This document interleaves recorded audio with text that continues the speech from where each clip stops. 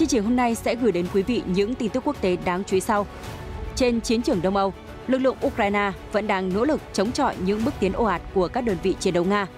Tổng thống Zelensky nói, mỗi một vị trí quân Nga bị triệt hạ là một mạng sống của binh sĩ Ukraine được cứu. Một thiếu tướng đã nghỉ hưu của Australia mới đây đã ca ngợi quân đội Ukraine là lực lượng tốt nhất thế giới hiện nay. Vị tướng này đã dựa trên những cơ sở nào để đưa ra nhận định này? Trong khi đó, cựu Tổng thống Nga Dmitry Medvedev vừa nhắc lại những so sánh về sức mạnh quân sự giữa Nga và Mỹ, gọi đây là điều vô nghĩa. Đồng thời, ông Medvedev cũng đe dọa không chỉ vũ khí phương Tây mà các chuyên gia phương Tây ở Ukraine cũng sẽ trở thành mục tiêu hợp pháp của Nga. Ở một diễn biến đáng chú ý khác, Liên Hợp Quốc ghi nhận hàng trăm vụ mất tích, bắt giữ tùy tiện của Nga lẫn Ukraine. Nghị sĩ Romani trình dự thảo luật gây tranh cãi nhằm lấy lại lãnh thổ từ tay Ukraine. Một quốc gia đồng minh của Nga là Armenia có thể sẽ tham gia Tòa án Hình sự Quốc tế ICC và sẽ tuân theo lệnh bắt giữ của cơ quan này đối với Tổng thống Putin. Các tin tức quốc tế cập nhật khác, ông Trump cảnh báo chết chóc và hủy diệt nếu bị truy tố. Vua Jacques đệ Tam hoãn chuyến công du Pháp sau khi làn sóng biểu tình ở nước này leo thang bạo lực. Liên Hợp Quốc hy vọng hội nghị về nước sẽ tạo hiệu ứng gợn sóng bảo vệ nguồn sống của nhân loại. Câu lạc bộ Bayern Munich bổ nhiệm Thomas Tuchel làm huấn luyện viên mới. Hình ảnh nổi bật ngày hôm nay, các tín đồ Hồi giáo ở Ấn Độ dự lễ cầu nguyện bắt đầu tháng lễ Ramadan. Nội dung chi tiết sẽ được gửi đến quý vị ngay sau đây.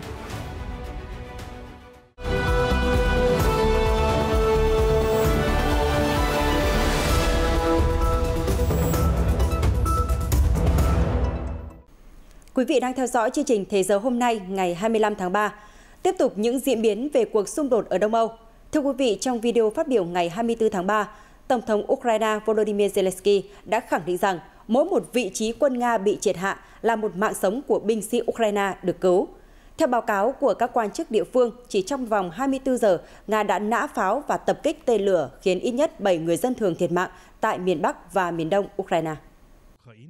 Ủy ban Chữ thập đỏ quốc tế ICRC cho biết khoảng 10.000 người Ukraine, bao gồm người già và người khuyết tật, đang phải sống trong hoàn cảnh khủng khiếp ở trong và xung quanh chiến địa Bakhmut. Người Nga phải nhớ rằng chúng tôi không bao giờ tha thứ cho những gì họ đã làm với Ukraine. Các chiến binh của chúng tôi đang chiến đấu chống lại Nga. Mỗi một vị trí của Nga đã phá hủy là một mạng sống của người Ukraine được cứu. Các quan chức thân Nga cho biết chính quyền Moscow đang tạo ra các vùng đệm phi quân sự bên trong những vùng lãnh thổ mà họ đã tuyên bố sáp nhập, đồng thời khẳng định nếu không có các khu vực này thì không thể tiến sâu vào Ukraine. Hiện Reuters chưa thể xác minh những báo cáo chiến trường này. Trước đó, Tổng thống Zelensky đã nói rằng các lực lượng Ukraine đang cần thêm đạn dược, do đó họ đang đợi đồng minh gửi vũ khí đến.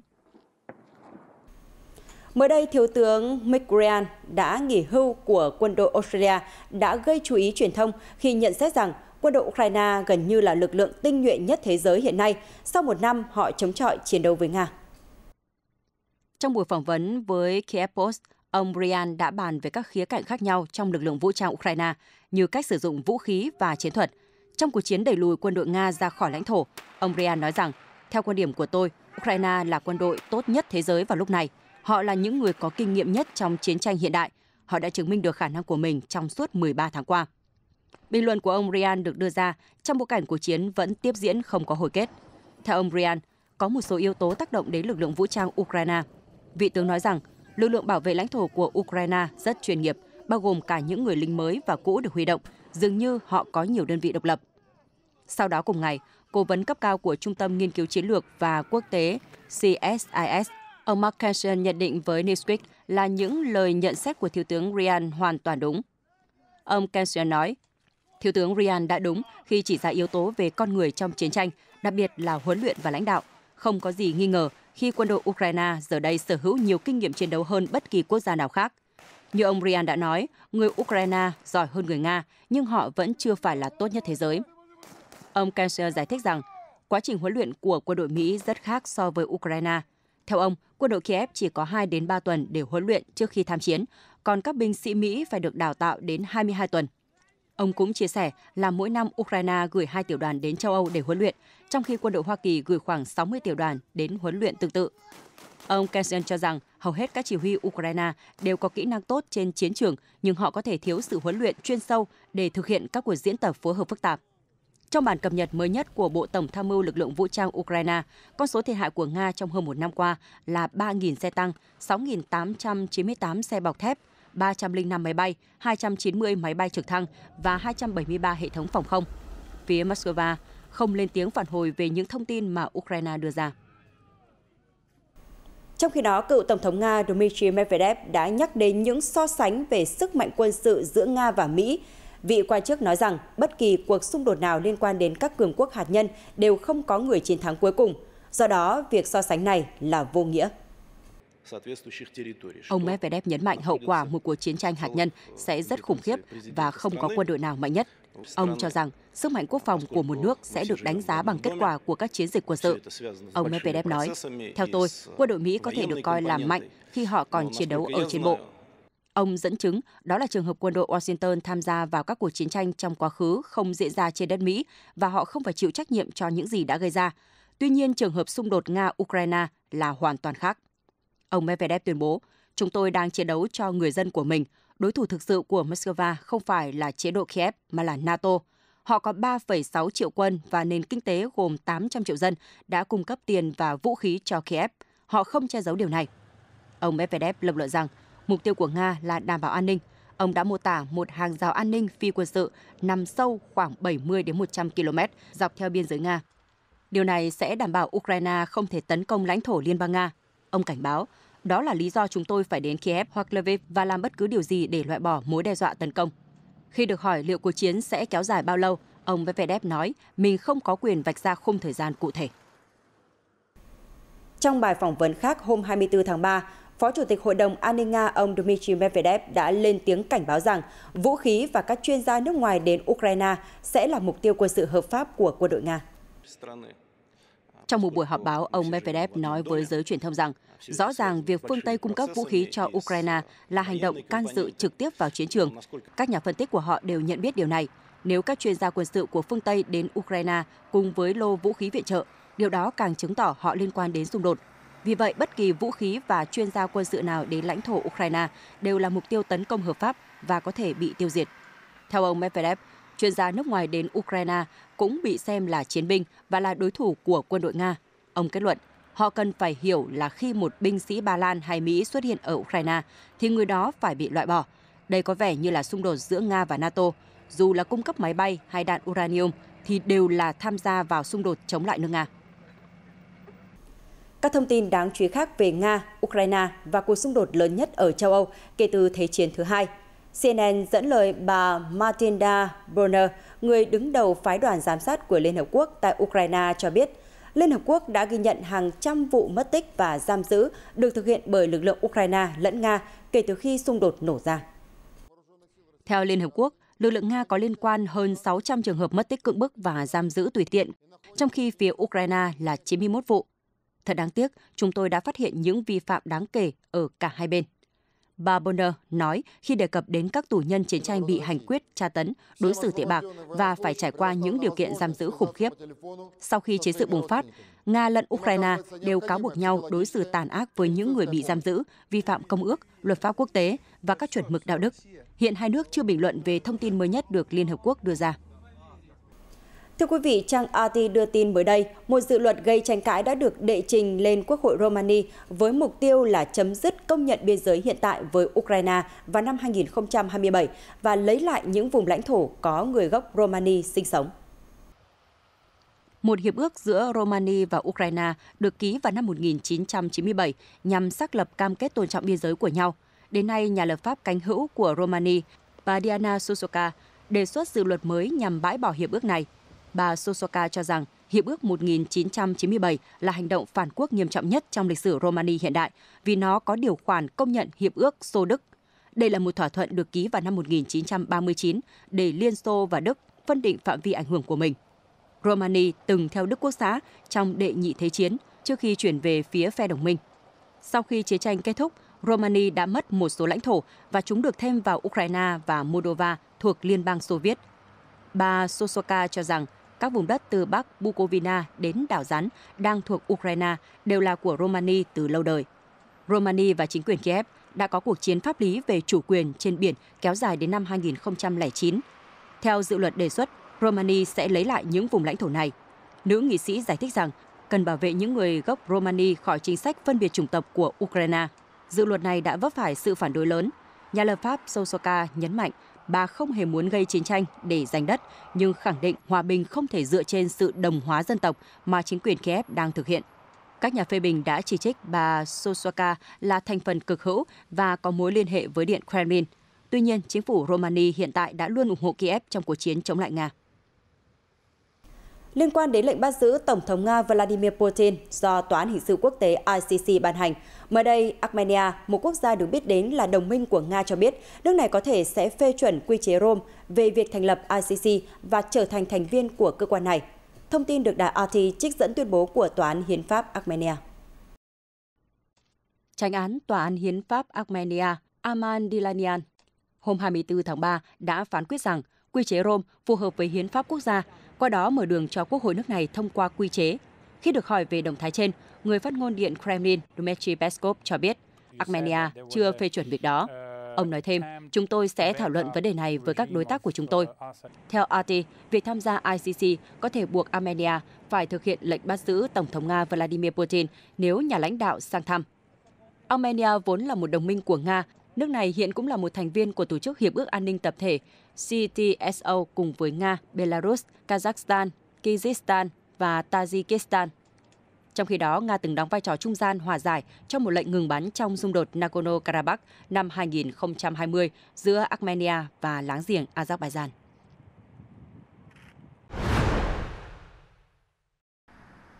Trong khi đó, Bộ Tư pháp Áo cho biết, với tư cách là một thành viên của ICC, Áo có nghĩa vụ thi hành lệnh bắt giữ Tổng thống Putin do cơ quan này ban hành.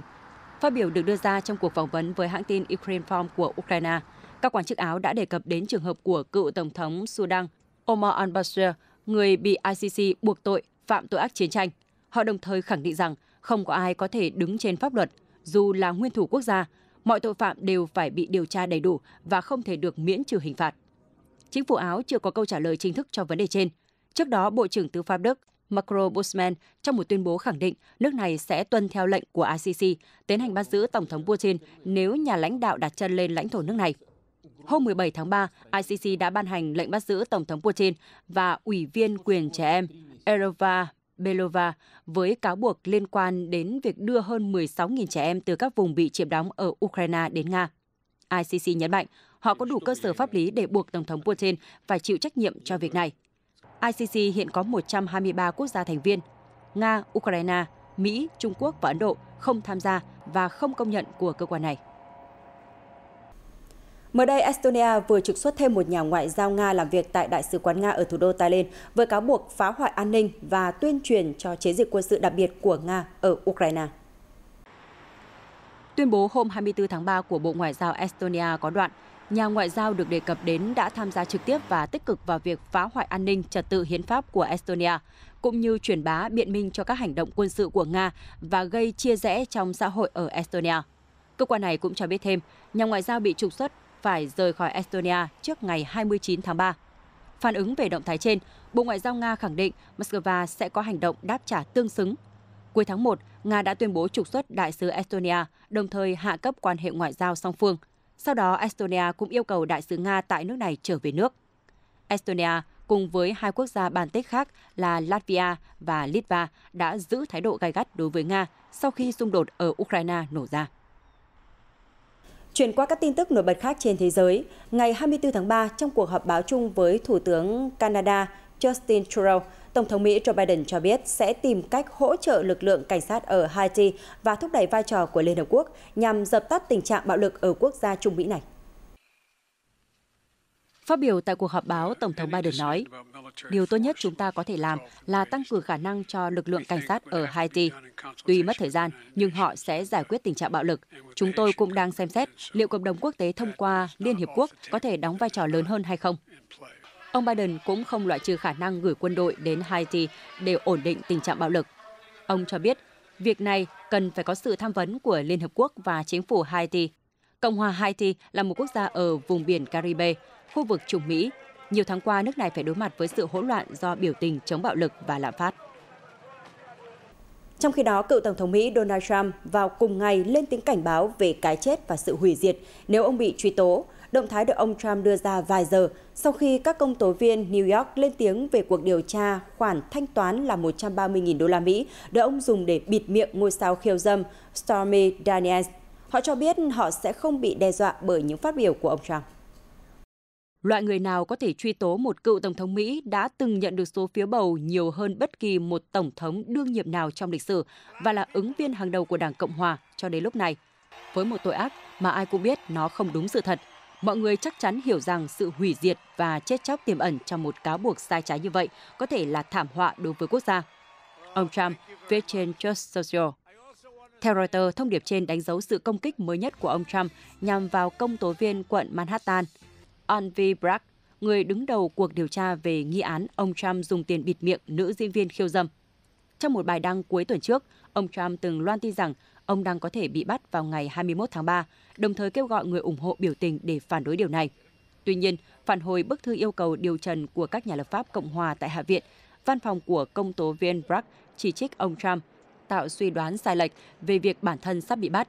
Họ nhận định đây là hành động chưa từng có tiền lệ khi can thiệp vào quy trình tố tụng đang được tiến hành ở cấp địa phương. Trong khi đó, văn phòng công tố quận Manhattan cũng khẳng định rằng họ sẽ không chấp thuận để cuộc điều tra của Quốc hội cản trở họ thực thi đúng thẩm quyền. Ở một diễn biến liên quan khác, NBC hôm 24 tháng 3 đưa tin văn phòng của công tố viên Bragg vừa nhận được một phong bì chứa bột màu trắng cùng lời đe dọa, tôi sẽ giết ông. Văn phòng của công tố viên Bragg sau đó xác nhận vụ việc, đồng thời cho biết phong bì không chứa chất nguy hiểm. Ở châu Âu, Cung điện Élysée trong một thông báo hôm 24 tháng 3 cho biết chuyến thăm cấp nhà nước của vua Charles đệ Tam đến Pháp sẽ bị hoãn trong bối cảnh làn sóng biểu tình phản đối kế hoạch cải cách hệ thống hưu trí leo thang thành bạo lực trên khắp nước Pháp, bao gồm thủ đô Paris. Theo Cung điện Élysée, đây là quyết định được chính phủ Anh và Pháp thống nhất cùng đưa ra sau khi các công đoàn Pháp kêu gọi tổ chức thêm một ngày đình công và biểu tình toàn quốc. Vua Charles dự kiến sẽ có chuyến công du nước ngoài đầu tiên trên cương vị là người lãnh đạo Hoàng gia Anh. Theo kế hoạch ban đầu, quốc vương sẽ đến Pháp vào ngày 26 tháng 3 và Đức là ngày 30 tháng 3. Reuters cho biết, việc chuyến thăm của vua Charles bị hoãn đã khiến Tổng thống Pháp Emmanuel Macron thất vọng, khi nhà lãnh đạo kỳ vọng chuyến đi này của quốc vương Anh sẽ đánh dấu một bước ngoặt mang tính biểu tượng trong nỗ lực hàn gắn quan hệ giữa London và Paris hậu Brexit. Các thông tin đáng chú ý khác về môi trường. Hôm 24 tháng 3, hội nghị đầu tiên về nguồn nước trong nửa thế kỷ qua đã kết thúc. Liên Hợp Quốc hy vọng rằng hội nghị sẽ tạo ra động lực chính trị để các quốc gia hành động bảo vệ nguồn nước của nhân loại. Khác với thỏa thuận khí hậu ở Paris năm 2015 và cuộc họp bảo vệ đa dạng sinh học ở Montreal, Canada 2022, hội nghị về nguồn nước không thiết lập sự ràng buộc giữa các quốc gia. Gần 700 liên minh bao gồm chính quyền các khu vực, tổ chức phi lợi nhuận và doanh nghiệp đã tự nguyện cam kết bảo vệ nguồn nước. Các dự án đầu tư vào nông nghiệp an toàn với môi trường, khôi phục vùng ngập nước ở sông Niger và lập bản đồ hệ thống nước ở Hà Lan đều được đưa ra thảo luận trong hội nghị ở New York. Đặc phái viên của Hà Lan tại Liên Hợp Quốc, ông Hans Ovrin cho biết, các kế hoạch này sẽ tiếp tục được xem xét ở một hội nghị khác sẽ diễn ra vào tháng 7. Ông nói, hội nghị về nước là sự khởi đầu cho một hiệu ứng gợn sóng trên toàn cầu. Quyền giám đốc toàn cầu về nước của Viện Tài nguyên Thế giới WRI, ông Jacques Iceland cho biết khoảng 30% các kế hoạch được đệ trình sẽ có tác động đến các quốc gia. Tuy nhiên, các nhóm hoạt động phi chính phủ cho rằng số lượng đại diện các nước đến tham gia bỏ phiếu ở hội nghị vẫn còn thấp. Trong cuộc họp, công ty xử lý nước thải Veolia của Pháp đã cam kết chi 1,7 tỷ đô la Mỹ trong vòng 5 năm tới để đầu tư cơ sở hạ tầng, công nghệ và đổi mới trong lĩnh vực nước và vệ sinh. Các doanh nghiệp tham gia hội nghị cũng yêu cầu được giải quyết rủi ro tài chính liên quan đến nước và bảo vệ tài nguyên. Thưa quý vị, cứ đến ngày thứ Bảy cuối cùng của tháng 3 hàng năm thì nhiều quốc gia trên thế giới sẽ cùng tắt đèn hưởng ứng giờ trái đất. Sau 10 năm tham gia sáng kiến này, kể từ năm 2013, Nga mới đây cho biết nước này sẽ phớt lờ giờ trái đất năm nay. Giờ trái đất được Quỹ Bảo vệ Thiên nhiên Thế giới WWF phát động nhằm nâng cao nhận thức cộng đồng về biến đổi khí hậu và tiết kiệm năng lượng bằng cách tắt các thiết bị điện không cần thiết trong vòng 60 phút. Năm nay, sáng kiến diễn ra vào ngày 25 tháng 3 với chủ đề Tiết kiệm điện thành thói quen. Tuy nhiên, hôm 24 tháng 3, người phát ngôn Điện Kremlin, ông Dmitry Peskov thông báo trước truyền thông rằng năm nay chúng tôi quyết định sẽ không hưởng ứng giờ trái đất. Vị quan chức đồng thời xác nhận động thái này liên quan đến việc WWF bị Bộ Tư pháp Nga chỉ định là đại diện nước ngoài hồi đầu tháng. Thời điểm đó, Bộ Tư pháp Nga khẳng định văn phòng của WWF ở Nga đã nhận tài trợ từ nước ngoài và tìm cách gây ảnh hưởng đến các quyết định của cơ quan chức năng Nga, đồng thời làm gián đoạn các dự án công nghiệp và cơ sở hạ tầng ở Nga dưới hình thức kêu gọi bảo vệ môi trường. WWF cho biết họ phản đối quyết định của Bộ Tư pháp Nga, đồng thời nhấn mạnh mục tiêu chính của tổ chức là bảo tồn đa dạng sinh học dựa trên sự hài hòa giữa con người và thiên nhiên. WWF cũng khẳng định rằng họ sẽ tiếp tục hoạt động bảo tồn các loài có nguy cơ tuyệt chủng ở Nga.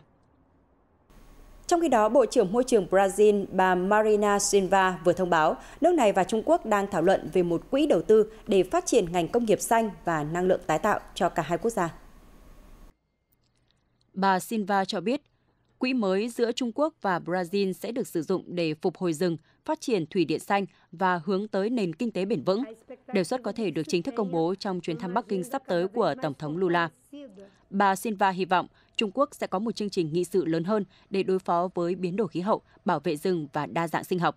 Tuy nhiên, theo bà Silva, Trung Quốc sẽ không tham gia vào quỹ Amazon trị giá hàng tỷ đô la do Na Uy khởi xướng nhằm tài trợ cho sự phát triển bền vững của rừng mưa nhiệt đới lớn nhất thế giới.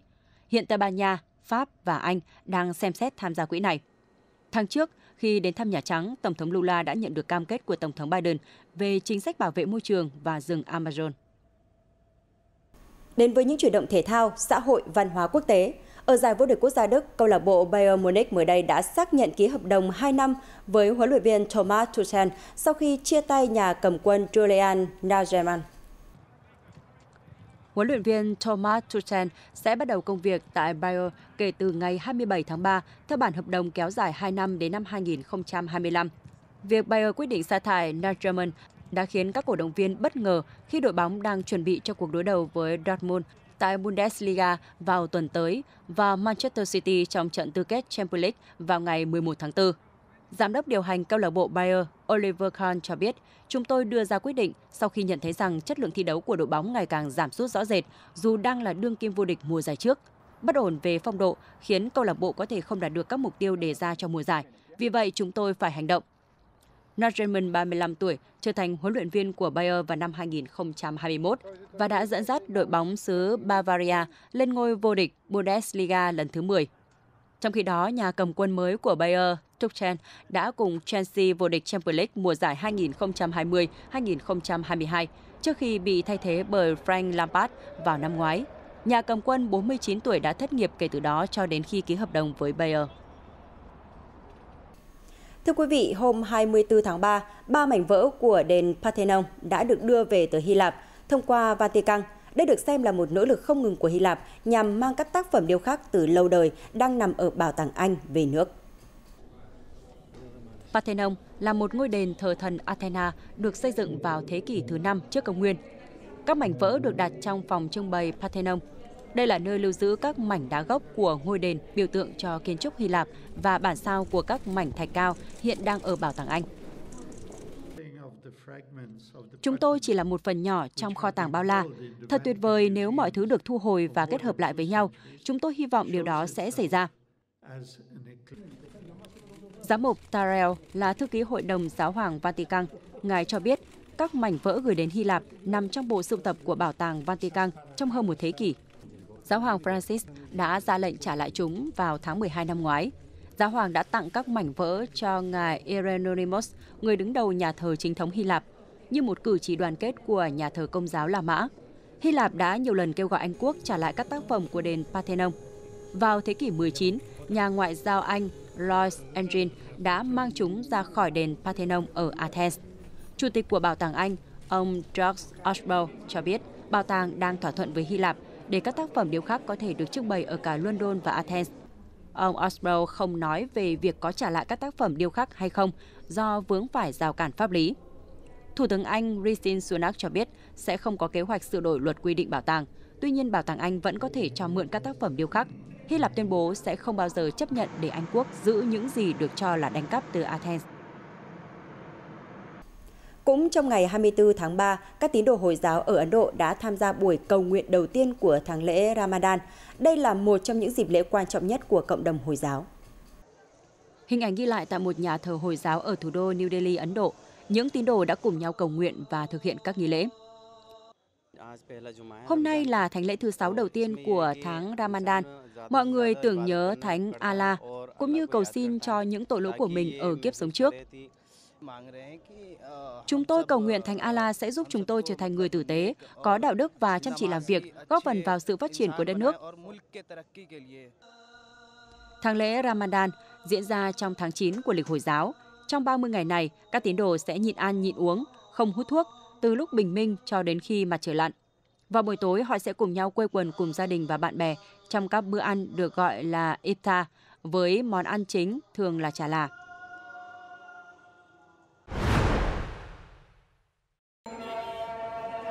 Nhiều người dân quốc gia Nam Á này đã bước vào tháng Ramadan năm nay với tâm trạng lo ngại khi nền kinh tế đất nước của họ đang bị tác động tiêu cực bởi lạm phát tăng cao kỷ lục do chuỗi cung ứng lương thực bị gián đoạn. Cùng với đó là tình trạng thiếu hụt năng lượng và đồng nội tệ rớt giá. Do đó, họ buộc phải tính toán nhiều hơn để có thể mua đủ số thực phẩm cho gia đình trong tháng lễ linh thiêng này. Tháng Ramadan đã bắt đầu. Ngày qua ngày, giá cả hàng hóa ngày càng tăng cao, nhưng tiền lương không thay đổi. Mọi người chật vật khi đi chợ, mọi thứ đang rất khó khăn đối với những người nghèo như chúng tôi. Cũng vào ngày 24 tháng 3, rất đông tín đồ đã tụ tập về các nhà thờ để tham gia lễ cầu nguyện trong ngày thứ 6 đầu tiên của tháng Ramadan.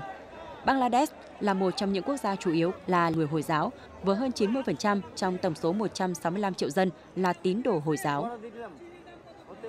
Những hình ảnh về các hoạt động của cộng đồng Hồi giáo trong những ngày đầu của tháng lễ Ramadan vừa rồi đã khép lại chương trình Thế giới hôm nay của chúng tôi. Cảm ơn sự quan tâm theo dõi của quý vị. Xin kính chào và hẹn gặp lại.